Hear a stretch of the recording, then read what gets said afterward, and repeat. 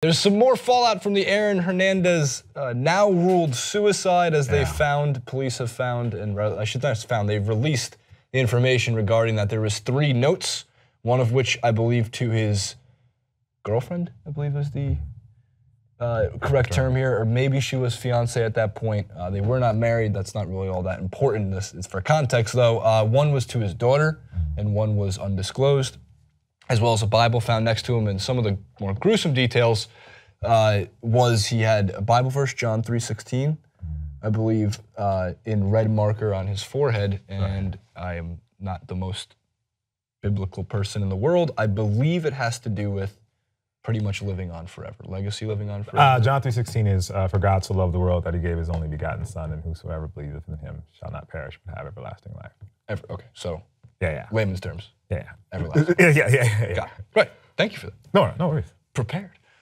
So, and again, that's not a scene that I necessarily like talking about just because it's gruesome. It's gruesome, and I've been using the word, and I keep reiterating this point because I think it's important. There's a lot of backlash on the internet about people using the word tragedy or tragic when it comes to Aaron Hernandez because, yes, Aaron Hernandez was a bad person. There's really no other way around that. But it is tragic because of the opportunities that were there. It's tragic because of the decisions that he made to lead him down this path. And it's tragic, as we were just talking before, because there's an innocent 4-year-old daughter who cannot choose who she was born into, the family. We don't choose the family we were born into. That is the deck of cards or the hand you're dealt. Right. So that's the tragedy. And people think it's being synonymous. How could you say it's tragic? That means you're endorsing Aaron Hernandez. That's not how that works. Yeah, that's not how that works. Like Schefter, Adam Schefter of all people, who I think is a good reporter, got berated. Almost had to delete his wording about using the word tragedy in the first place. I thought that was ridiculous. Yeah, I think I mean, the internet has bred a moral high ground. That's very true. Unfortunately, and it's there's an old biblical story about he who has not sinned cast the first stone, and a lot of people apparently have done no wrong ever in their lives. They forget what they were doing in 2011, or they forget what they were doing last night, and they get on the internet and talk reckless. Anyone killing themselves is tragic, period, regardless of what you've done.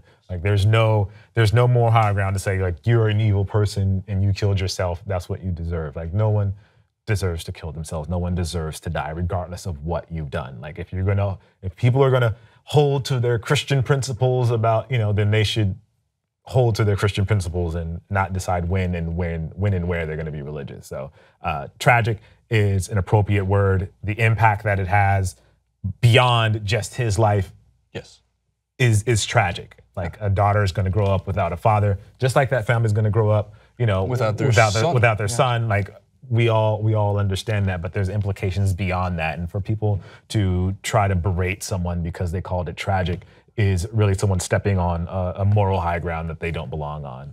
I agree. And the thing is, so again, there's a lot that's been, what I want to get to also in just a second is that there's a very strange Massachusetts law called abatement, which it comes from a Latin phrase. The Latin phrase means to roll back the clock. In this case, it actually means that if you're dead during an appeals process, whether it be suicide or murder, which in this case, we now believe has to be pointing towards actual suicide. There was a lot of speculation because of timing, understandably, but we're going to go with the reports. What else could we possibly do besides pure speculation? I don't want to kind of hover that line anyway.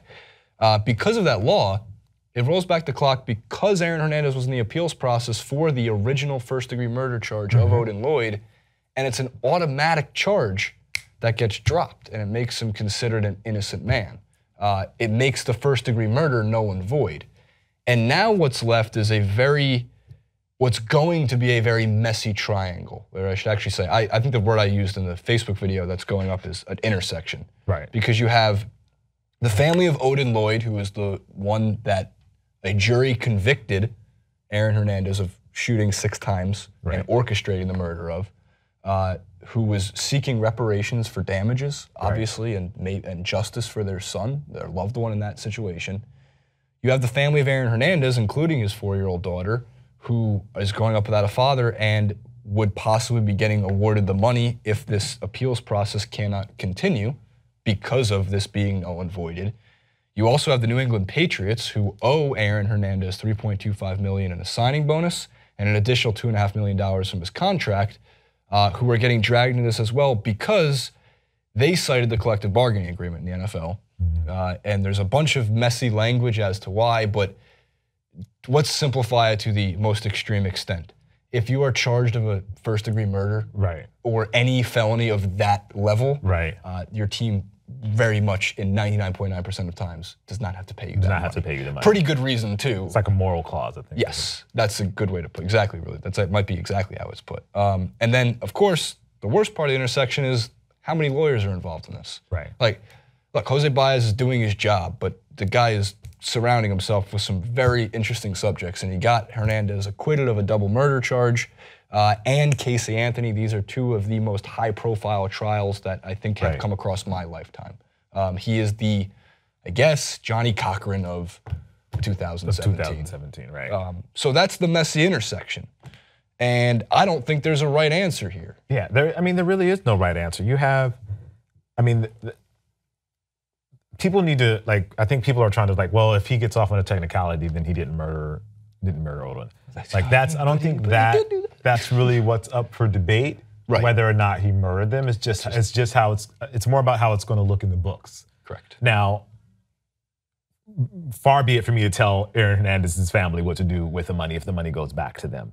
But I think understanding the circumstances, it's probably appropriate for those families to talk and those families to handle this internally from this point on. I would hope. Because outside of the court system, obviously there's going to be, there's certain things that can't happen, obviously, because of the court, because of this random law that, and people like seem to think that he wasn't, this is gonna say he wasn't convicted of murder. So not that he wasn't convicted of murder, he was convicted of murder. This law just says that while he's in the appeal process, if he's unable to basically appeal, then the law drops, drops off the book. So it's a specific law, not they're changing it, because he didn't do it. What's so interesting about it too is that I don't think the law was ever originally set up for people convicted of first-degree murder charges. I think it probably had to do with at least more split juries.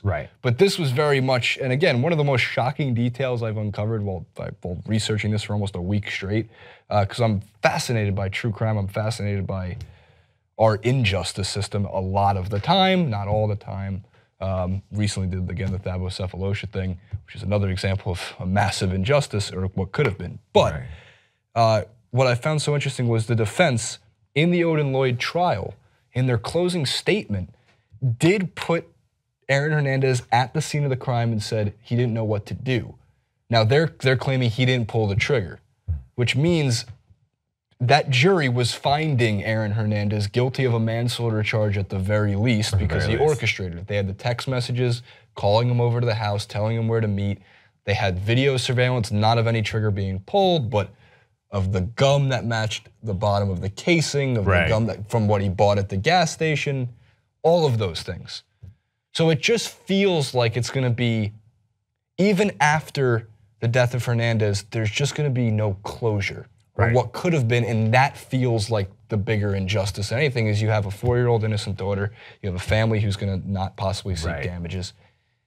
Not exactly the way we wanted anything to really happen to any of the people involved. Yeah, none of this is going the way I don't think anyone planned it to go. Or expected, or expected it to go. And I feel like the comfort of the family should be really what's most important. The comfort of those families, and they're obviously going through a terrible time right now. Like both sides are going through a terrible time right now.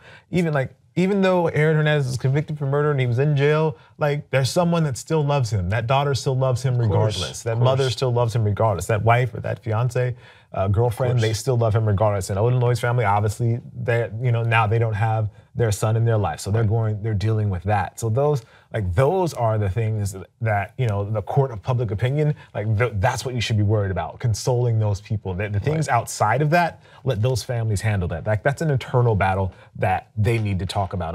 Anything outside of consoling those families and making those families feel better and helping them through this grieving period and hoping that grace and mercy is with them. Anything outside of that, you shouldn't be concerned with, because really it's none of your business. It's very true, but in 2017,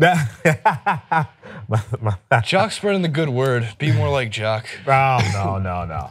There's some bad headlines, man, about what those notes said. Barstool even linked it, or not linked it, but they said what we don't believe is true is this story about it possibly being a lover in prison that he was sending the notes to.